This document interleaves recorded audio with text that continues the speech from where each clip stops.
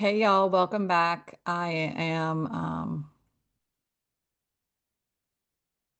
Hey y'all, welcome back to today's episode. It's going to be a solo about what we're going to do now that we're going back to school.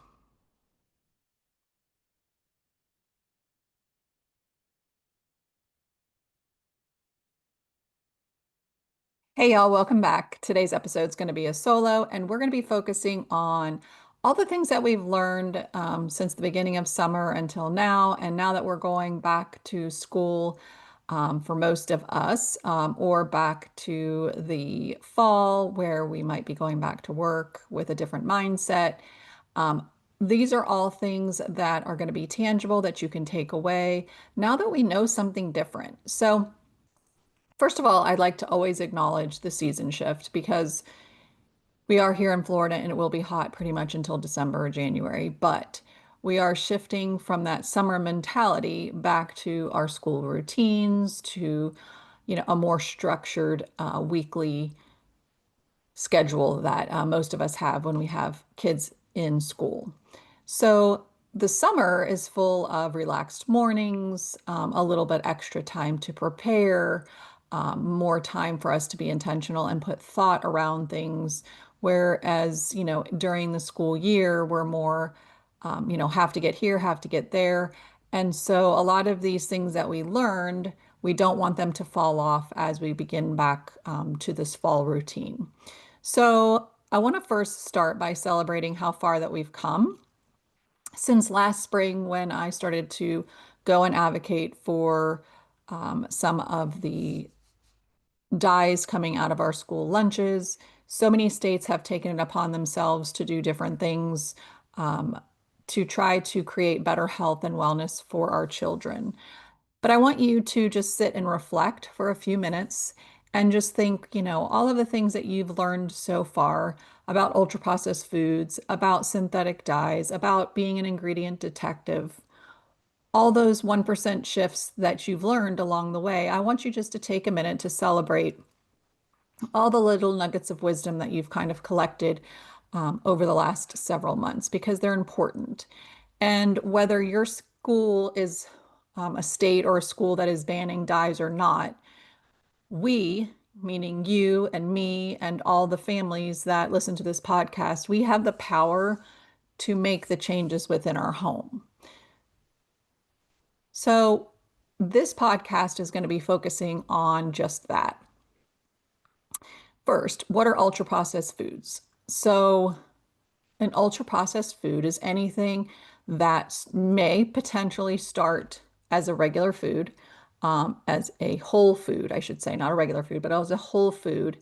And then through processing processes, they are combined with additives, they're combined with seed oils, they're combined with synthetic ingredients, and that ultimately natural flavors and hydrogenated oils. And it basically makes it so processed that it's not a whole food any longer. So, those are some of the things that we were learning from our ingredient reading, kind of tidbits that we've learned along the way. Because if we know how to pick out some of those things like seed oils, like natural flavors, like artificial flavors, like high fructose corn syrup, anything that doesn't really sound like you could purchase it and put it in your refrigerator or your cabinet adds to that ultra processed foods list. And the more ultra processed ingredients that are in that list, the more that that product is actually ultra processed. Are you going to get it right every single time? Absolutely not. But we can do our best by just learning how to spot and pick out those handful of ingredients when we flip the package over.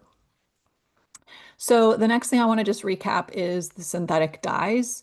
And remember, we talked about the To Die For documentary. If you have not seen that, I would highly recommend that. They've also just put out a children's book on synthetic dyes and being an ingredient detective for children. I think that is super important that we start putting the power into our kids' hands. So if you have not seen that video or purchased that book, that would be an amazing addition as you end your summer season. We've had people like Vani Hari, aka the Food Babe, create petitions. went to Kellogg's and, had basically the door shut in her face. And finally, after other companies have come aboard, which there are a lot of them, which is super exciting, with the commitment to phase out the synthetic dyes, Kellogg's is finally getting on board. And that's not all, right? I mean, we have to ask ourselves, why do these ingredients even matter, especially for our kids? And ultimately, it's that when you have one ingredient that might not be a whole food, every once in a while, our bodies should be able to break it down and expel it. But the problem for our children is number one, their bodies are tiny.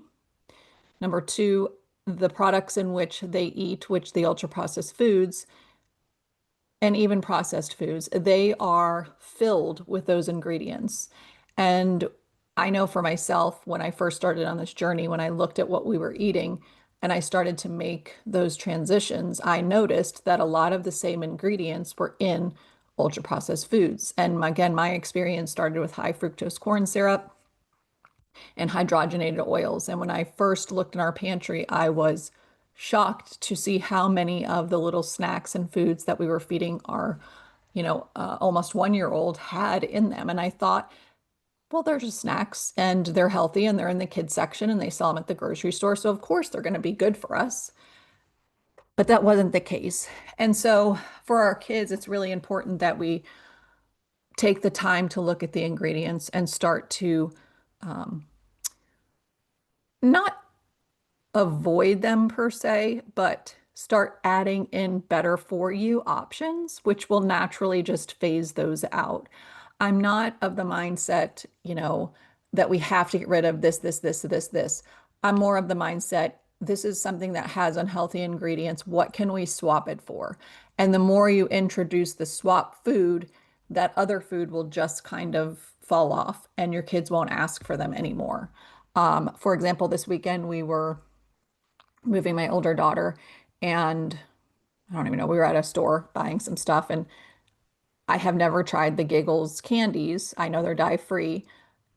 So I picked them up and they literally taste like sour Skittles. And they were really good. And kids would not know the difference between Skittles and Giggles. I promise you, even my 22-year-old and her friends were like, these are really good.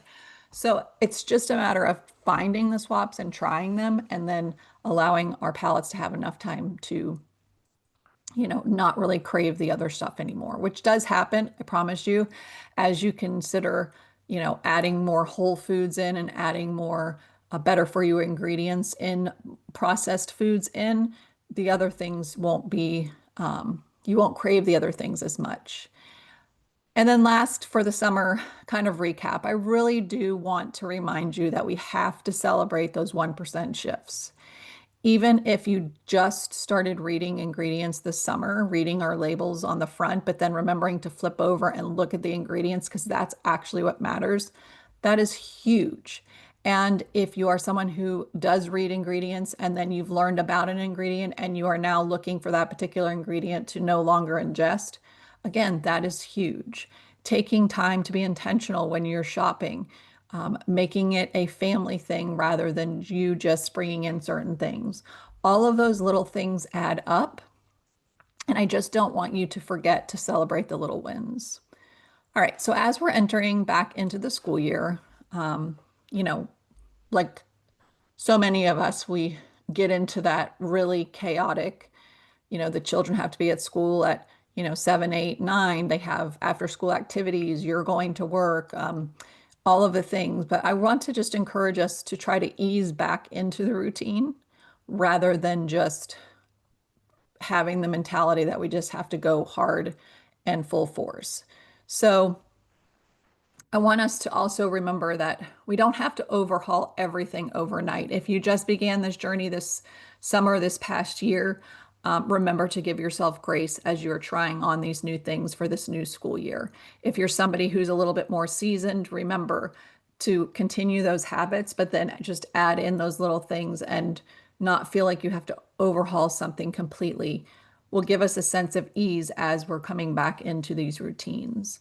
And, I want to reframe that back to school, because I feel like when we say it's back to school time, it's like all of the chaos comes back. We need school supplies. We need clothing for school or uniforms. We have to start making lunches again, and we have to get back into eating breakfast in the morning and things like that. But I want you to reframe that back to school mentality as an opportunity for a fresh start, an opportunity really to nourish our kids in a different way from all aspects, not just food on your plate. So I wanted to give you guys three kind of reset tips so that we can reframe this back to school mentality as an opportunity to nourish. The first one is, and some of you may be doing this already, and others of you maybe have never tried this, but establishing a simple morning rhythm. So it means not waking up your kids 5 minutes before they need to sit at the table and eat breakfast to get out the door, or if they eat breakfast at school, not just basically having them throw their clothes on to run out the door. So really waking up before your kids, giving them 10 more minutes of calm in the morning versus that chaos will really help them to start their day out with a different mindset. It will also start your day out with a different mindset, because when you're calm and the kids are calm, it just creates a more calm morning. So that could look like having soft music on when they wake up. It could look like having their breakfast already prepared, or if they're old enough, the night before, having them kind of thinking about what they're going to make for breakfast and having things semi-prepped or prepared, if possible, would really be helpful for calming the morning, making sure that backpacks are packed and by the door, that lunches are already done, just to take down the scrambling that sometimes happens when we are not prepared. Um, I know that some parents, let TV watching happen in the morning. I would encourage everybody just to experiment and see what works best. No phones, no TV, maybe some soft music, maybe nothing, maybe some morning affirmations that you guys say as you're coming together, getting your kiddos going, having them on the mirrors. So again, we're just trying to nourish them and feed them with goodness before they leave you and start the chaos of being in the classroom. The second thing is making sure that we're always prepping with intention, but not perfection. We're never going to be perfect. We're never going to have every single week go a certain way. But when we prep with intention, looking ahead, and I think this is a good skill for you to teach your children also, but Sundays, what do we have going on this week? What are we going to need to do as single people and as a family unit to make sure that this week goes smoothly? Does that mean it's going to go exactly as planned? No. However, more so than not, you will have things put in place that will ease even those chaotic moments. So Sundays or Mondays, depending on if you're a working mom, if you're a stay-at-home mom, what your Sundays look like. But prepping, taking time to do a little bit of prepping, which is, for me, what I consider prepping is cutting your vegetables, washing your fruit. If you hard-boiled eggs, making sure that they're boiled and ready to go. Um, if you buy yogurt or make yogurt, put them in the pre-cups. If you do chia seed puddings, you can have those ready to go. So thinking of things, energy balls that you can make ahead of time that cut down on the I'm hungry and I need, as a mom, to drop everything to then tend to their hunger needs. If you do a little bit of prep time, they'll be able to go get a healthy snack without wanting to go grab a processed snack. So does this happen all overnight? No. Do the kids need to be involved? I think yes. I mean, that's obviously a family choice, but I think the more that the kids are involved in washing fruit and cutting, if they're able to, cutting vegetables and prepping, those little bowls, and using mason jars is a great idea. If you have a child who's in a sport, making sure that they have pre-prepped snacks like meat sticks, like cut vegetables, like fruit, making sure if they, have an electrolyte, that that's kind of set for the days. It just will create a better flow without, again, that chaos that sometimes happens when we're running in 20 directions. So prepping with intention, not perfection. We're never going to be perfect. As parents, if you can prep, I like to do sheet pans of vegetables I like to pre-make sweet potatoes. I like to pre-make some of those chia puddings, things that, again, even me as an adult can cut down on what I need to do when I'm cooking a meal on a chaotic night, or if I have meetings or clients or something like that. I know that those vegetables are already pre-made for the first few days of the week. I know that, the meat is probably the only thing that I need to actually prep, or maybe quinoa or something like that. And then having those cut vegetables also is really awesome because you can throw together a quick bowl by just making a meat, having the cut vegetables so people can top, with what they want. And then also, having some of those, um, having some of those toppings that really will nourish and keep them full longer. All right. And number three is grounding your home energy. And I know this is probably new for a lot of us. It was definitely new to me back in the day when I started, and definitely was never perfect at it. There were many days where the energy in our home was chaotic. But on the days when I did have the diffuser going and the quiet time after school, the snack already kind of prepped when they got home, letting them decompress from their day, share things if they wanted to, just have a little bit of outlet time before starting their homework. Playing soft music in our house was definitely something still to this day that I kind of feel like sets the tone for calmness. So taking a few deep breaths, showing your kids how to stretch after school, taking, time to just I don't think we teach our kids early enough how to decompress from a day that's full of many different things, especially in schools where they're going class to class. They're interacting, especially if you're a more of an introverted type person or have more of an empathetic type person where you're feeling people's energy all day. They don't even know why, or they would need to decompress. So I think, all of those things, using car time, I think car time is super important to do some of that decompressing and getting out maybe what's built up in them during the day so that when you get home and you walk into that house where it smells calm and the music is playing and perhaps there is a snack. Now, if you are a family like we went directly from school to dance. So there was not a lot of time to have quiet time. So our car time became that where we would eat lunch in the car. We would, again, have soft music. We would try to decompress and talk about the day and the homework that we might have after dance and making sure she was nourished to go to dance and things like that. So for everybody, it's going to look different. And that's why when we're talking about these three like reset tips, you're going to have to decide how best they will work for you. Establishing that morning rhythm for my household is going to look very different from yours. We had two children. You might have one, you might have four, you might have twins. I mean, you might have babies, you might have older children. So I think you're going to have to think through what makes sense and do a lot of experimenting. Prepping with intention and not perfection. I think, again, that's going to be a lot of experimentation of how together as a family you can do these things to prep yourself for the week, and then grounding your home energy again is going to look different for everybody. So although it would be nice for someone to say, do this, this, and this, they don't always work for everybody. So I think just having the intention that you're going to make a 1% shift. So for example, with the energy in your home, it might just be that you come home and put everything down and sit with your child and do a couple of deep breaths and, talk about your wins and, your challenges for the day. It could just look like coming home and have a nourishing snack, and that child might just need to go out and run for a little bit. So again, it's just going to depend. And I don't want to say there's one better way than the other because everybody is, bio individual. All right. So when we're talking about like meal prepping and snack swaps, I do again encourage you guys to invite your kids to participate at whatever level they're at for their age. If they're super little, they can help wash the fruit. They can put them out to dry. They can help pack lunches. They can also help to make recipes if you want to do energy bites.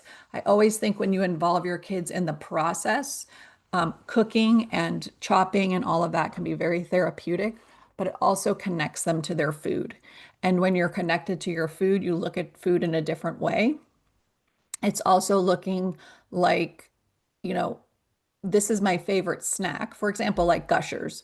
I know it's something that a lot of kids have in their lunches, but Gushers, as we all know, are ultra processed foods full of a lot of things that are not really good for children, that are not going to fuel them, and certainly could contribute to some of their behavior issues. So we want to really look at that, and instead of maybe providing Gushers, maybe you take your child to the store and you look at dried fruit snacks, like dried freeze-dried strawberries or mangoes or peaches, and have them pick a couple to try. And as you find those swaps, you can start purchasing those other things.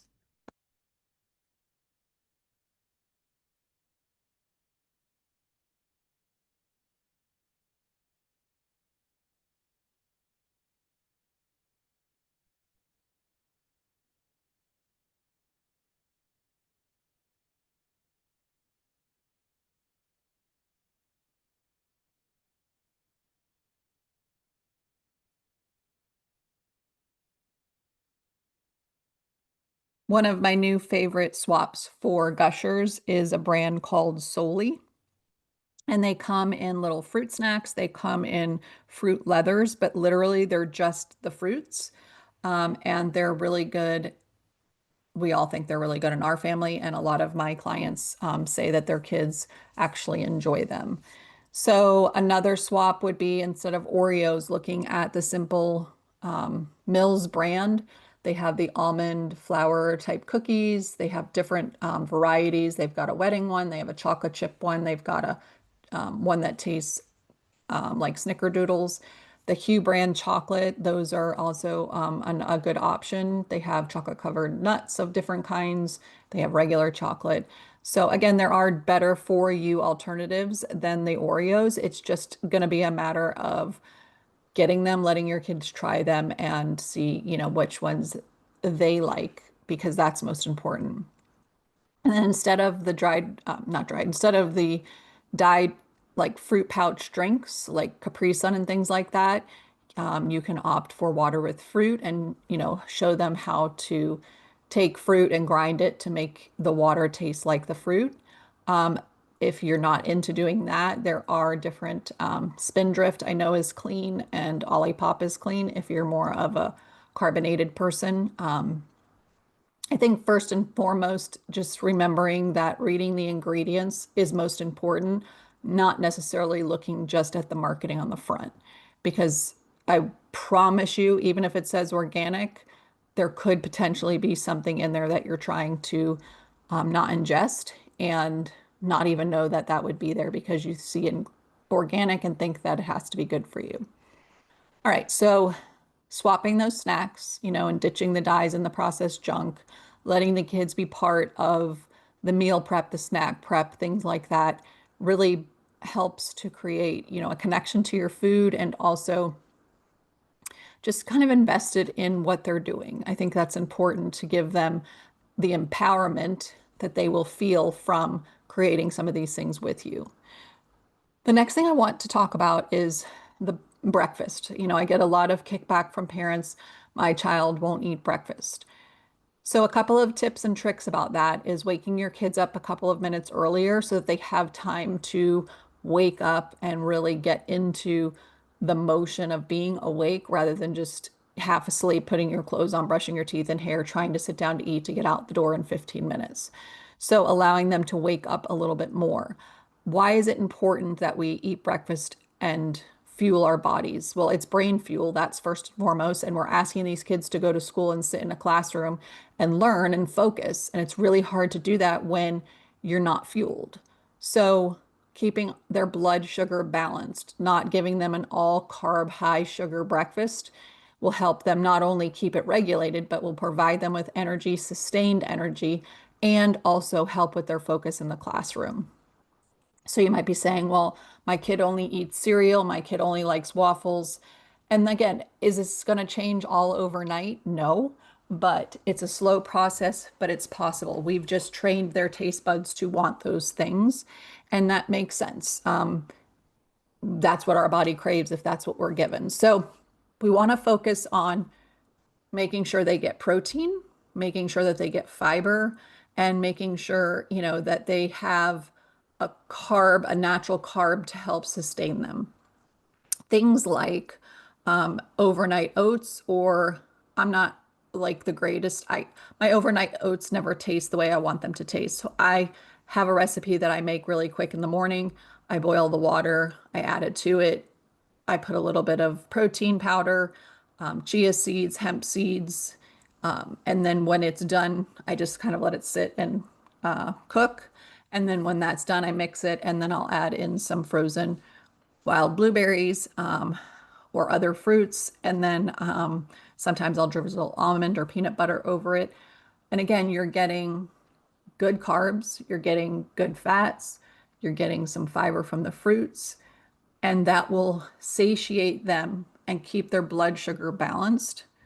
Smoothies is another thing if your child's not really a breakfast eater. However, just like everything else, not all smoothies are created the same. So when you're deciding what to put in the smoothie, it's important that you remember to have vegetables, fruits, protein, and fats. So when you create a smoothie with those things rather than just a fruit smoothie, you're giving the kids food and nutrition that's more nutrient dense, that's going to help keep their blood sugar balanced, help up their energy a little bit and stay more fueled and focused while they're in the classroom. And then another favorite would be scrambled eggs or any kind of eggs with avocado toast. You can do cottage cheese in the scrambled eggs to up the protein count.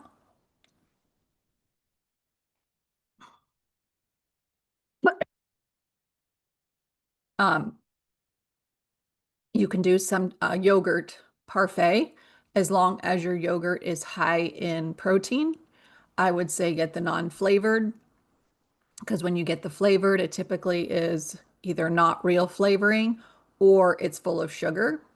So if you were to get plain Greek yogurt to make it taste like something, you can use a vanilla extract. You can use vanilla beans if you want to get fancy, but that kind of gives it that vanilla flavor. You can add in the wild berries and let them soak so that flavor gets into the yogurt.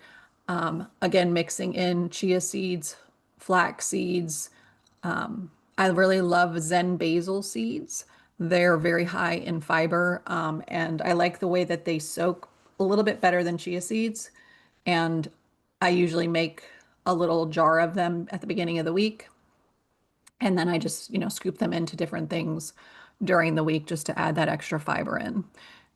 So are these all the breakfast ideas? No, they're just simple ones that I can think of off the top of my head.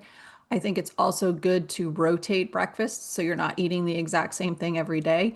If your child is still hooked on cereal, I totally get it. I had one child that really just loved cereal, and it wasn't until the third grade that she noticed that when she ate that for breakfast, she felt like she needed to get up during circle time, and she was very compliant. She was always well behaved, but she said she had a feeling in her legs like she needed to get up. And so that told me that that breakfast that she was eating was really just giving her the burst of sugar, but there was nothing to kind of offset it. So that's when we started to dabble in some different breakfast ideas because she noticed it and it really helped. But if your child is a cereal person, I would say Lovebird cereal, hands down, is the number one cereal that I've found. The strawberry is delicious and it's made with real strawberries. The cinnamon one's really good. And if your child likes chocolate, he has a cocoa one. And then he also has plain ones too, if they just like that like Cheerio type flavor.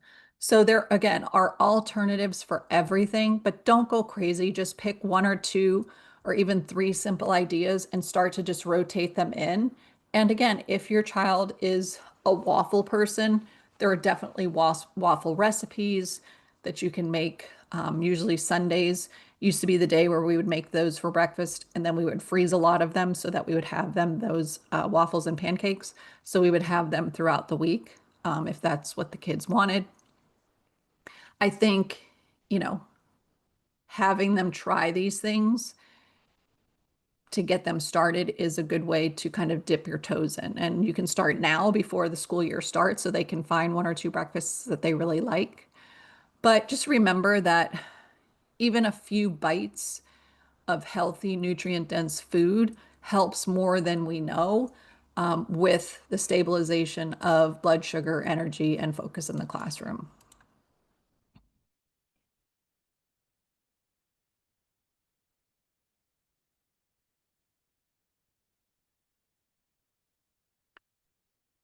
All right, Mama, I want to tell you that your quiet, unthanked efforts really do matter. We do what we do because we love our children. So packing those extra snacks, saying no to those dyed cereals, choosing water over soda, getting flavored electrolytes. I love just ingredients. Finding a protein powder that's clean. If you can stomach whey, Truvani has a new whey protein powder. I have not tasted it yet because my body does not really like whey. The other one would be just ingredients that I really love. There are other ones out there that are clean, but those are the two that I've come across that not only are clean, but they taste good to us. And again, it's a lot of trial and error, but those two are the ones I highly recommend. They're smooth. They go into pretty much everything and anything. You can mix them just with water. You can throw them in your oatmeal. You can put them in your smoothies. You can add it to whatever type of milk that you guys drink. So there's a variety of ways to incorporate those things. And again, these are just little things. They're not meant to feel overwhelming. They're not meant to make you feel like you're not doing a good job because, again, all of the 1% shifts that we make do add up. And if you do this for the entire school year, by the end of the school year, your child's food will look different. It is a little bit tedious at the beginning, just doing a lot of label reading, but how to cut down on that overwhelm is find the brands that you trust and stick with them because it makes purchasing a lot less complicated because you're not having to read every single package every time you go to the store because you just know you're going to go directly to, for example, my protein powder. I know I'm going directly to Truvani and just ingredients. And again, there are other ones. I just don't have the time to sit and read. And I know that those are clean and they taste good and my family does like them. So again, trying to take the overwhelm out by sticking to things that we know.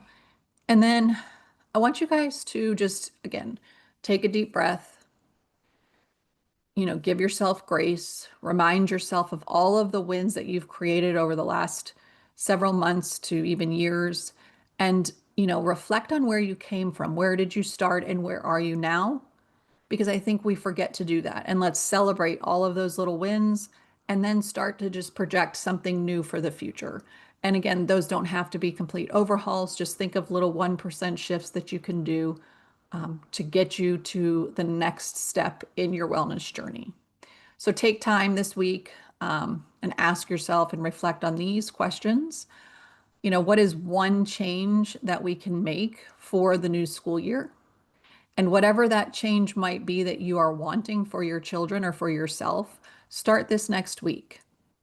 There's no reason to wait until mid-August or September, depending on where you live when you start school. Think about, though, the changes that you would like to make and start making them so that as the school year starts to roll in, some of those things will already be put into place. And then again, I do want you to take time to reflect on what's already working for you that you've created and celebrate those wins and talk to your family about them and talk to your family about where you started and where you've come. Because together as a family, I think it's really important because this teaches them community. It teaches them to be a part of something greater than themselves and making decisions just for themselves, that you're thinking about them. They should be thinking about them and you and all of those things. And obviously, it's age dependent, but I never think it's too early to start. I want to encourage you guys to, have grace as the school year starts. Remember, there's going to be plenty of dips for you to reflect on and also to get back up and keep going. And remember, those dips are there to show us where we've come from and how far we've come. If you're looking for different types of support during the school year, make sure you're following me on Instagram. and on Pinterest. Also, if this particular episode really felt like it provided you with tangible items to take away and you have other moms, make sure that you share this episode with them because together we can be stronger. And the more of us moms that start to do these things, the less we will feel alone. I would love for you guys to drop in the comments like some of your snack swaps. And even on Instagram, I always post whatever day this episode, every Wednesday an episode comes out, but I post something about it. And I would love for us as a community to start sharing the swaps because the more we share swaps, it's helpful to other people to kind of diminish some of the overwhelm it might feel like when we're making these changes. This year, I just really want you to go back to school feeling that you've put love behind, intention behind, and their lunch boxes full of fuel and love, and that together you guys are doing different things to get a different result than what maybe you did last year. Thank you so much again for tuning in wherever you're listening from. I'm so grateful that you're part of our community.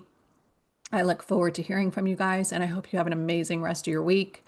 And again, don't forget, drop your comments, leave a review if you did find this helpful, because the more reviews and likes and follows and things like that, the whole algorithm game that gets played, the more people will find us when they're searching for healthy habits and ingredient detective stuff and things like that. So I appreciate you guys. Have a great rest of your week. Love to y'all.